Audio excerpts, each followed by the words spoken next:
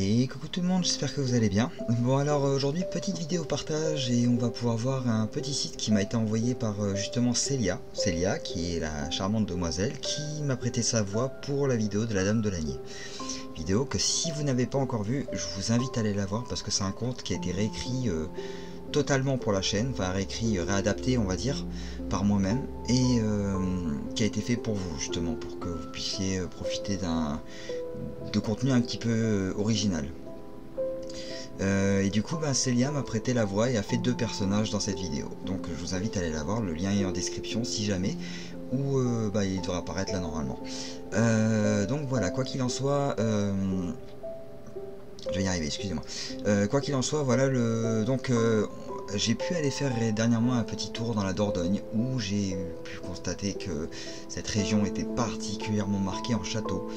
Et du coup, on m'a fait parvenir ce petit poème qui justement revient sur les origines, donne une origine un peu mythologique, assez mythologique, légendaire, divin à ces châteaux.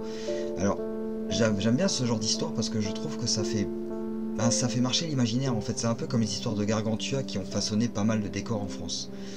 Et je vous propose qu'on découvre ça dès maintenant du coup. Alors... Mais pourquoi avoir créé... non, du coup c'est pas ça, voilà. Le bon Dieu voulait parsemer de châteaux le royaume de France. Il partit donc avec un lourd bisac et, à la volée, comme du blé, il lançait ça... Excusez-moi, j'ai la voix un peu chargée encore. Il lançait ça et là des poignées de châteaux. Il avait parcouru bien des provinces lorsque, passant par le Périgord, il donna un bon coup d'épaule pour remonter son énorme besace. Or, il s'aperçut qu'elle était crevée, laissant échapper tours, courtines et poivrières. Alors, avant d'aller renouveler sa provision de créneaux et mâchicoulis, il secoua le fond de son bissac sur les coteaux pierreux de la Dordogne, de la Vézère, de la Drône et de l'Auvézère. Et tant, il en chut que nul pays ne se trouva plus riche en châteaux, manoirs et gentilhommières. Voilà qui met fin à ce petit poème qui donne une petite origine plutôt sympathique au fameux château de la Dordogne et du Périgord. Alors, pour être allé sur place, je confirme qu'effectivement, il se passe pas, ou alors très rarement, un bout de route sans qu'on ait un château à vue, qu'il soit au loin ou proche. J'avoue qu'il y a pas mal de châteaux type médiévaux et renaissance, et même avec le temps, j'ai pu constater un petit détail. Alors je sais pas si c'est vrai, si jamais un historien passe par là, qui n'hésite pas à me donner tort si jamais c'est faux, ou si ma supposition est exacte, s'il peut me la confirmer, franchement ça serait vraiment cool. Je pense que je poserai la question si jamais j'en ai l'occasion de parler avec un ou une historienne. Mais quoi qu'il en soit, j'ai constaté qu'il y a plus de châteaux dans les parties centrales de la France, parce que c'est pas des zones, comment dire, frontalières. Et j'ai la sensation que les châteaux qui étaient en bord de frontières en France étaient plus susceptibles d'être détruits par les ennemis.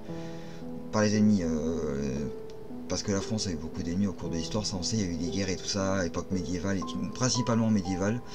Donc pas mal de châteaux médiévaux n'ont pas survécu à ces guerres internes entre royaumes, parce que justement, ils se faisaient attaquer quoi. Donc j'ai cette sensation qu'il y a plus de châteaux dans le centre de la France, parce que ces châteaux ont pu pérenniser, n'étant pas sujets aux guerres, justement, aux assauts ennemis, tout ça, ou alors c'était très rare quand ils se faisaient attaquer. Encore une fois, si je me trompe, n'hésitez pas à me le dire, je suis pas historien, j'y connais rien, j'ai que de vagues connaissances de l'histoire de France, je m'y intéresse, mais je peux pas me vanter d'être un pro. Voilà, moi je connais plus les légendes, les contes et tout ça, ça c'est vrai, là-dedans je m'en sors pas trop mal, mais l'histoire en particulier, je la connais via les contes et en partie sur des recherches que j'ai fait à titre personnel. Donc c'est vrai que c'est une petite supposition que j'ai eue à force de faire des recherches sur des légendes de châteaux, que j'ai remarqué qu'il y avait beaucoup plus de ruines sur les extérieurs. Quoi qu'il en soit, voilà. Encore une fois, je remercie je remercie Célia pour ce petit partage, ce petit site qui est vraiment, vraiment sympathique. Et j'espère que ce petit poème, oui, on peut dire que c'est un poème, plus ou moins. Oui, ça, c'est un poème. J'espère que ce poème, ou en tout cas cette histoire vous a plu.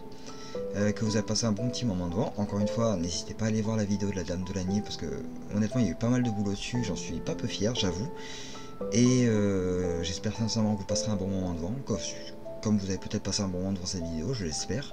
Quoi qu'il en soit, ce sera tout pour aujourd'hui. Je vous retrouve dans les prochaines vidéos et j'en profite juste pour glisser au passage que là, du coup, je vais partir en vacances. J'ai préparé plusieurs vidéos qui vont sortir automatiquement sur la chaîne pendant les 2 prochaines semaines. Donc, voilà, je reviendrai avec du nouveau. Donc, ça sera une vieille vidéo que je remets un petit peu au goût du jour pour aller plus vite dans le montage et tout ça. Et je reviendrai avec du nouveau contenu du coup à partir de mi-mai, enfin entre mi-mai et fin mai, selon le temps que je vais avoir, que le travail va me laisser et tout ça. Donc voilà, j'espère que d'ici là vous passerez un bon moment devant les vidéos que je vous ai concoctées et je vous souhaite une bonne fin de week-end à vous. Allez, portez-vous bien et à très vite.